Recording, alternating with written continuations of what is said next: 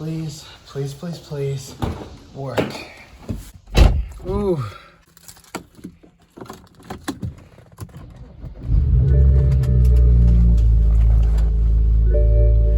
Oh yeah. No check engine light or anything. It's been 6 weeks. Left brake lamp malfunction. That was there before. Not too concerning. Okay, guess we can get rolling. Today is a really big day, and honestly, I don't know all of what I can say about it. So, some things are changing. I've got some things in the works that I'm really excited about, but it requires sacrifice. I don't know whether or not to say it's ideal. All I can really say is I'm excited. A long story short, I'm ending this channel. Well, I'm selling this car. It's been a really good time. I really like this car, but there's one I like more, and I was lucky enough to get my hands on it, and I do not need two project cars. I've gotten this thing to a decent point where I think I may be able to get an okay amount for it. Obviously, you can never get as much as what you put into a car, unless you're really lucky or really genius, I don't know. Frankly, I should have made this a little more ceremonious, maybe gotten the overhead camera going. I'm taking this one road I've driven a lot. Oh, what's this? Construction, oh, it's a fallen tree. Well, I've actually flashed the car back to stock, and I uninstalled MHD. It really is kind of surreal. I don't know what to say. Well, I'm not leaving the car scene altogether. This is a familiar thing to say. I'm actually going back to a channel that I used to have and sort of picking up where I started there. I'm really excited about it. I've said I'm excited about it like multiple times now. This thing has done amazing. It's run fairly well in the past year, ever since getting some of those major points of failure fixed. Ever since I got the intercooler, it's been running nice and cool, nice and smooth. Obviously, whoa, he's over the line. Obviously, if you've seen my track day videos, you'll know that this thing did fantastic, phenomenal at NCM Motorsport Park. I'm hoping the next car will do rather well as well. Actually, it will. I'm gonna make sure it will. I'm gonna put in what it takes to make sure that it can outperform this car. And I like I said so many times, I love this car.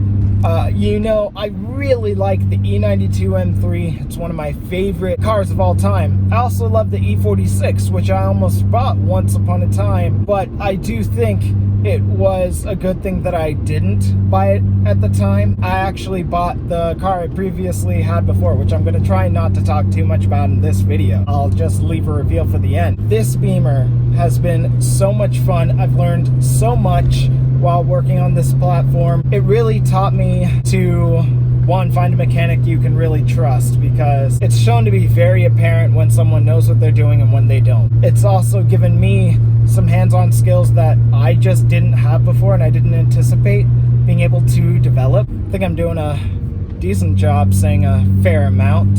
I'm never going to be able to do it justice as to what this video should be, which should be a sort of tribute to the car and all that I've gone through with it, because I've been through a lot with this car. I've owned it the longest out of any car I've had as well. I mean, it's no small feat. I really love it. Anyway, I think I was saying earlier, yeah, I really loved the E92 M3 and the E46 M3. My problem with both is that they're both naturally aspirated, and there's nothing wrong with NA engines.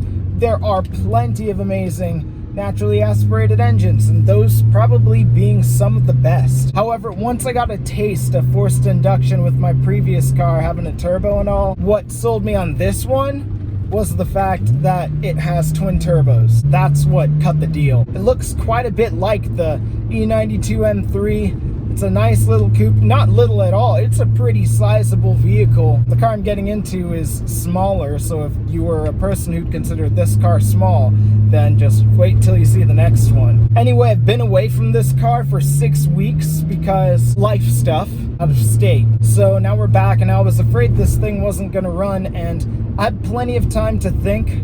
about the decision that I made to get rid of this car and get into another one. It is kind of sad that to be able to fulfill the potential of the next vehicle, I have to get rid of this one. But granted, I mean, if you own or know these cars, it's just not worth having two project cars in this case, in my case, right now. Fortunately, I'm at the point in my life at the moment where I can have a little fun, can screw around a bit. Even I just don't want to do what it would take to maintain both vehicles. This car has been even a decent daily for a while now. However, it would stress me out. The car stressed me out before. It would continue to stress me out, no doubt. The next car will probably stress me out a fair bit as well, so I'd rather just have one of those on my conscience. Track day was amazing. My brother and I, when we got to do our first track day back in March or April, whenever it was, that really sold us on the experience. We decided we're gonna do it again. We're gonna do whatever we can to participate in bigger events like that, where we actually get to drive our cars. And as much as the 335 is so much fun to push and all of that, I didn't expect it to survive. I don't know. All I can say is I believe I've maxed out the potential of this car.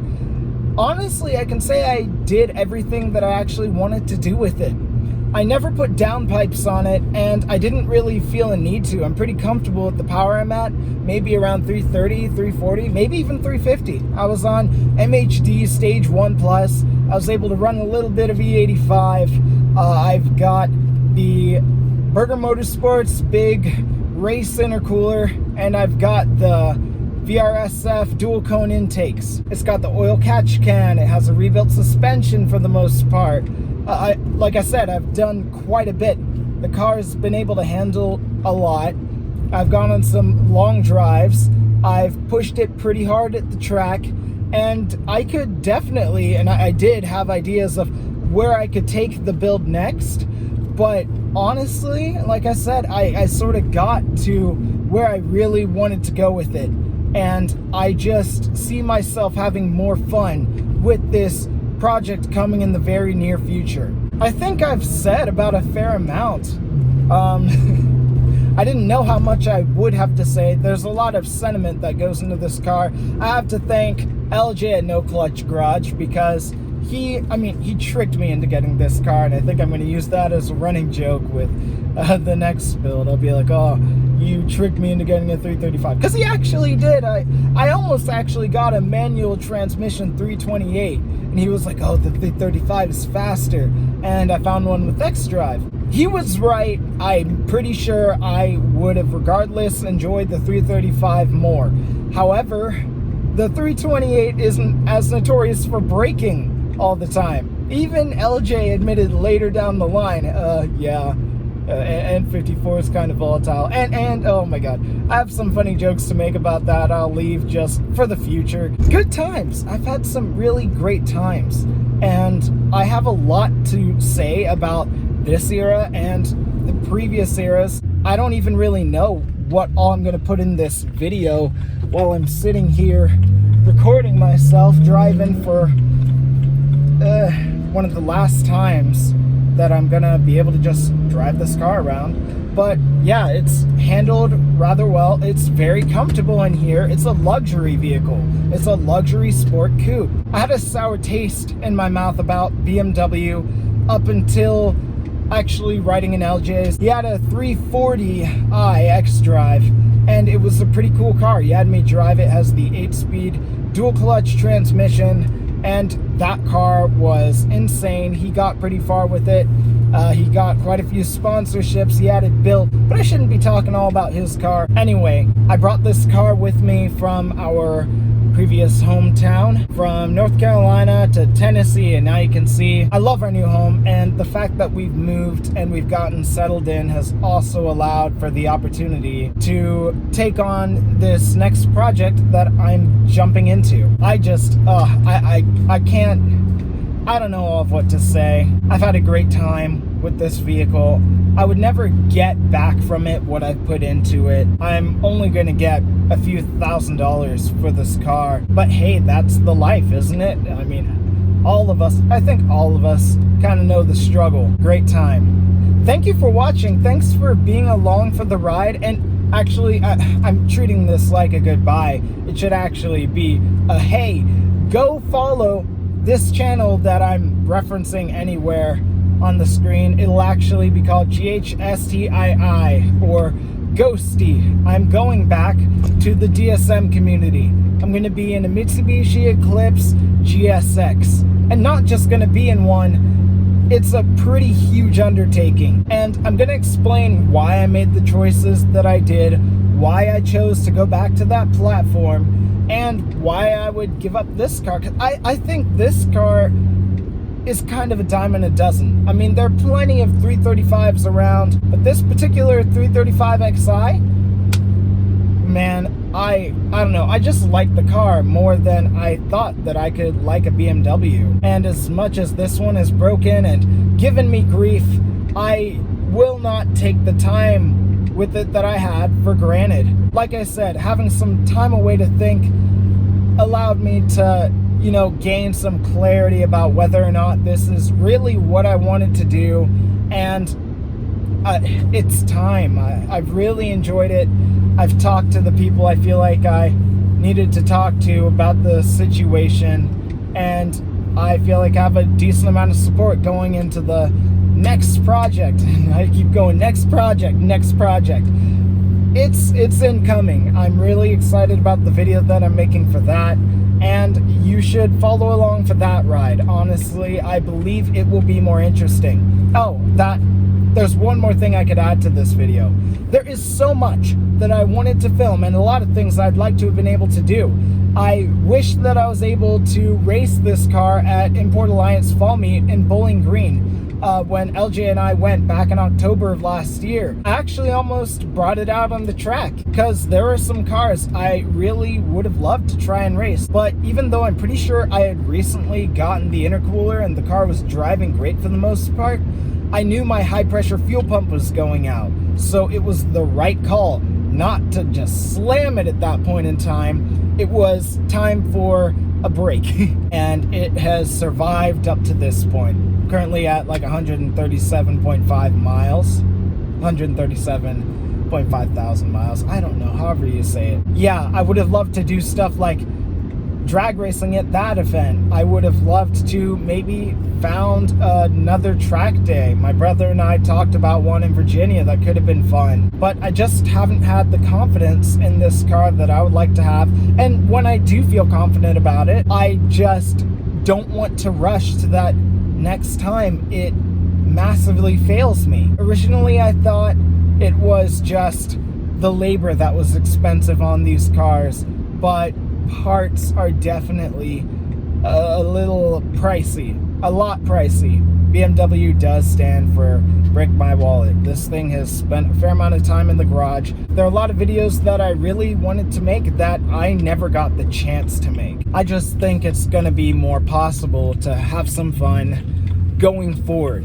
So, follow me on Instagram at GHSTII and stand by for what comes next. Go follow the YouTube channel.